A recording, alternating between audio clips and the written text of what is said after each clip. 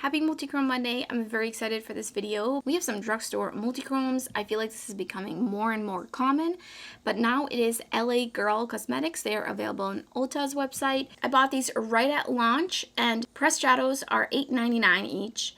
And then the liquid shadows are $7.99. Probably one of the cheapest multichromes that I've ever seen, especially coming from a more mainstream brand. Now these are called shade shifters and they are described as duochromes, so they are not actually claiming these to be multichromes, but it's very obvious that they are multichrome, like they look like the jeweled black base kind of multichromes that you might be used to, though I feel like they're actually a little bit less black base. So these are not by any means new to the world. The colors that they have come out with are very much colors that we've seen before from indie brands, as well as even some other mainstream brands. However, these are very low priced. Usually even from drugstore, multichrome shadows will be at least $12-ish. Now I did buy these on Ulta's website, and right as they shipped, LA Girl actually reached out to me asking me if they can send these to me, so I just wanted to disclose that information. Now the liquid shadows do match their powder counterpart, with the exception of one shade that is a bit off. It's interesting that they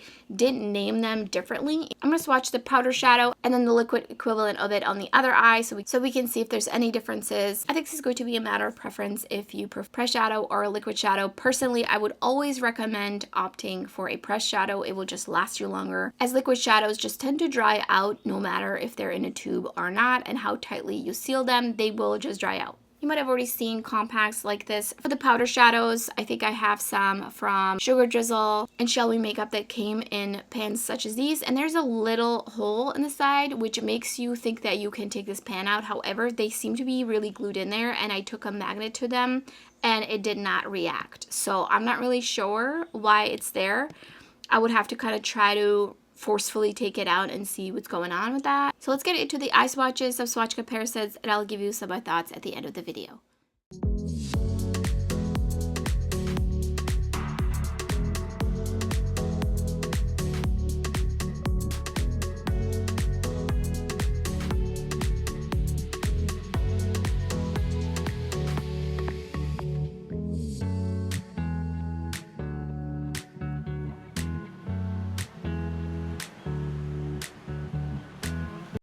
I'm going to be doing these eye swatches over just my dry lids, as if I do put a primer down, it will be extra harsh on my lids to have to do these eye swatches. So in this eye, I'm going to be eye swatching the powder shadow. So this is Topaz, and I'm going to use a finger for this first one, but I will definitely also try a brush just to see how these apply with a brush. And it's definitely a little bit harder pressed. I feel like it's starting to hard pan just a little bit. And I would like to point out also the little bit of a difference of formulation. So the three that are like really jeweled and vibrant like this, they do seem to be more on the silky smooth side, versus the shade Aura is a little bit on the thicker waxier side. Just wanted to point that out. That one is also a bit less shifty. So I had to go in with a couple of layers. Also, I do want to call out some of the claims that are on the box. Long wearing powder, high impact color, multi-dimensional metallic pigments, ultra smooth texture. So those are the claims. So here is Topaz, definitely very shifty and looks quite shiny. I feel like for $6.50 on sale, even at the $9 price tag, like this is pretty good. So Tinsel is the liquid counterpart of that shadow. Seems like it is the most similar, so I'm just gonna start putting that on my lid, and I could tell immediately from swatching these I'm not going to like them. I just feel like I can kind of feel it out, and this is exactly why. So one, they are kind of patchy and sheer, and two, if they're still wet and you're trying to go over it, it will wipe off what you just put down because they're kind of oily feeling. I actually feel like to you on camera it's not really looking as patchy, but trust me, it looks very patchy. Let me take a photo with my phone. I thought I was filming, I added another layer, and it actually took off a piece of the shadow underneath, so I had to kind of be really careful. So I'm going to be using a variation of different other applicators to put on the other liquid shades just to see how they apply, and if it's just a doe foot applicator, that is really not the greatest. That being said, this is way too much of a hassle. I'm really not a fan already. But here's what that looks like. It is still kind of setting down, and a lot of times these liquid shadows look very beautiful when they're wet, obviously, because that just makes them reflect more light versus once they dry down. But it is quite shifty. I mean, it's pretty personally not worth the hassle. Next up is Jade. Definitely seen this color a million times over. I'm going to be using this Karla Cosmetics brush to pick that up, which is, it's picking up very nicely. And I'm just going to mist my brush a little bit just to hopefully help prevent any or much fallout, as I do have my base makeup on already. And that's really, really beautiful. And that's going on really nicely. So far, I'm definitely preferring the powder shadows. But the liquid equivalent of this one does seem to be, just from swatches, a little bit more opaque.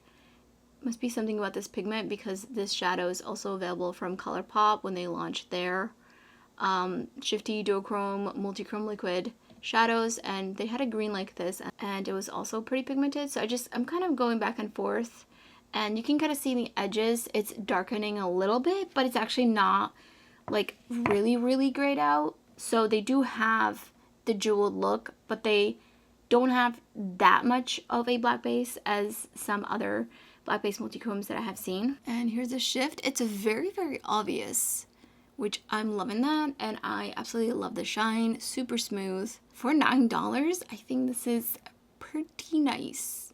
The liquid equivalent is Prism, and I am going to be using a silicone tip applicator. This is just from Sephora. I don't think they have this exact one anymore, but you can just search silicone tip makeup applicator and I'm sure you'll find something. Usually silicone tip applicators are the best for anything liquid or jelly like.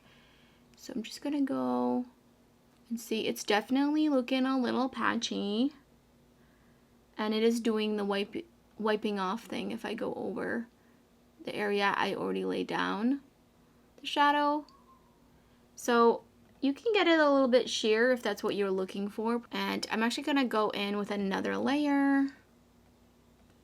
It is layering better with a silicone tip applicator for sure. Okay, I'm gonna let this dry. This is what it looks like dry. It took a little bit to dry down. I like to use a handheld little fan. You can use anything, just that fan, to help speed things up. It's very important that you let these completely dry down without opening your eyes, because the moment you open your eyes, they're going to crease, which is just going to happen with anything that is liquid, really, unless it somehow immediately dries down, which I don't think I've really encountered anything that dries down completely immediately. I'm not really sure you would want that anyway, because then you don't have a little bit of work time if you wanted to blend the shadow out.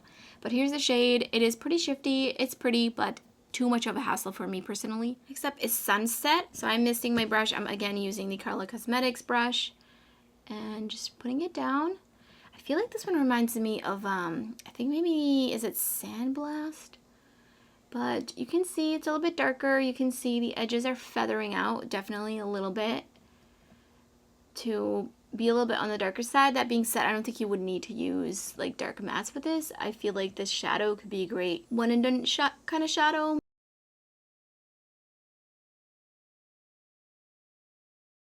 Here's what that looks like layered on pretty nicely. I'm gonna just go over it with my pinky because I tend to like to do that just to see how much of like a metallic foil look I can give it. Such a pretty shade, and the shift is just whoa. It goes from pinky red to like a yellow and then a green, and it is just so magical. Very, very shifty. Love.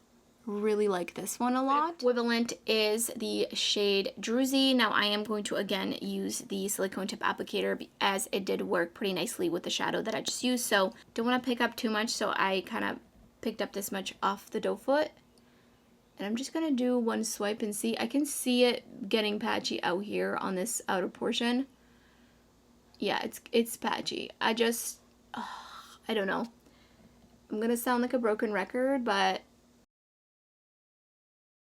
I just personally feel like these are not worth it. It is very hard for me to find a liquid multichrome shadow that I actually enjoy.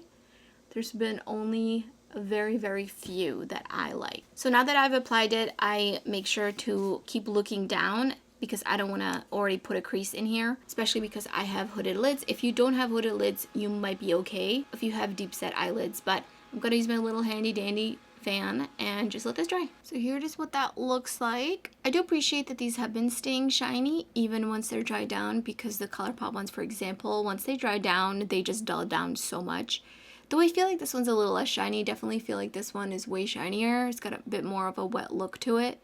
Shift is about the same. They look almost the same. Last shadow is Aura, and I was really excited about this one because it looks like a really great just everyday shadow.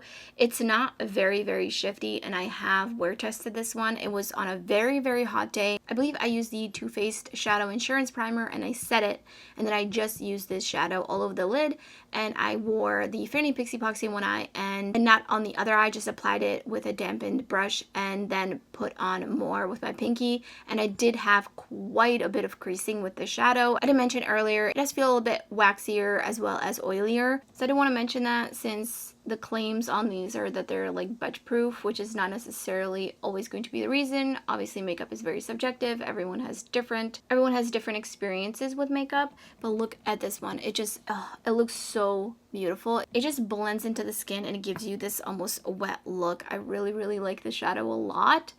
That being said, I would have to be careful using this one. I think that definitely using the Fair & Pixie Epoxy just to minimize the creasing for me, as well as making sure I don't put on too much of a thick layer. But this one is kind of the least shifty, but it is still beautiful. I feel like this would be a really great everyday shadow, especially for the price, and especially if you can get it for the $6.50 off. I really enjoy this color. I think this is my favorite just because even though this is definitely more of a duochrome and less of a true multi-chrome shadow, I really like the tone of it and I like the way it looks on the lid. The liquid shadow equivalent is the shade Matrix. That being said, I think it's pretty different. It's quite different. So they're technically not equivalents of each other, just in a different formula. I mean, you can really see that this looks like much lighter and more neutral leaning, and this one's more like a true purple. I'm actually going to use a brush to apply this one just because we've been using the silicone tip applicator, and I do want to try it out with a brush as well. This is a synthetic brush. This is from Game Beauty. I would definitely recommend using a synthetic. Oh, that's not nice. Oh, that is what is going on. Oh, I still have. Okay, I'm gonna wipe this off and try this again. I don't know if I just got like a really weird oily section, so I'm gonna mix it in more, and then I'm gonna pick it up again with the brush. So let's try this again. Nope, this one is just, what is going on here? Okay, let me use the actual applicator. Oh my god, this is a mess. What is happening? This is not good. Okay, I think this one by far is the worst shade in the liquid form. Yeah, I'm not even gonna bother like adding another layer. Here's what that one looks like. The shift is pretty subtle. I feel like it is even less shiny now that it's dried down. Definitely not my favorite color by any means. And then you can see how much of a difference it is between these two finish wise as well as color wise. So they're not technically equivalent. They're the only shadow that are not the same between the two formulas. First, I want to talk about the liquid shadows. I feel like if you watched up until now, you already know my feelings on these. Even at $6.50 on sale, I just don't feel like these are worth the hassle. These are worth the $6.50. I just think there's so many cons to these between how long they take to dry down, the fact that they're patchy. They might end up being completely budge proof. I don't know. I haven't wear tested them, and quite honestly, I don't really want to waste the time to wear test them. But if you have wear tested these, let me know in the comments below. I would love to hear your thoughts, and maybe it might be helpful information for anyone else. The only pro overall of liquid shadows is really that there's just no fallout. Again, I'm very particular in the kinds of liquid shadows I like, and these to me are just not good. Onto the pressed shadows. I feel like these are a great option, especially on sale. But even at $9 each, I think that they are worth trying at least one, seeing how you like it, especially if you're not familiar with multichromes. If you have a large multichrome collection, you definitely already have these shades. With the exception of the last shade that I swatched, which is this one, Aura. Again, more of a duochrome for sure, just like the claim is. These are not claiming to be multichromes. I'm just calling them multichromes because most of them do have a shift that is more reminiscent of a dark jeweled kind of multichrome. Recommendation wise, it really depends on the kind of colors you like to wear. So if you like greens, then I would recommend trying out this green. I think it was a really beautiful, very shiny, very smooth. I cannot speak on the longevity of these kind of darker, more brighter jeweled multichromes compared to this one because I have only wear tested this one. And even that wear test, take it with a grain of salt because everyone's eyelids are so different. 90% of things crease on me to an extent at this point, so I just kind of take it as is. The other shade that I really like is Sunset. I feel like this one might be also worth trying. You could totally make this one an everyday kind of multichrome shadow. The shift is pretty strong on this one because the contrast between the shades that are shifting. So I do like this one a lot, and I think these are interesting to see and good to have from a mainstream brand and at a more lower cost because not everyone can afford indie multichromes, especially hand-pressed indie multichromes.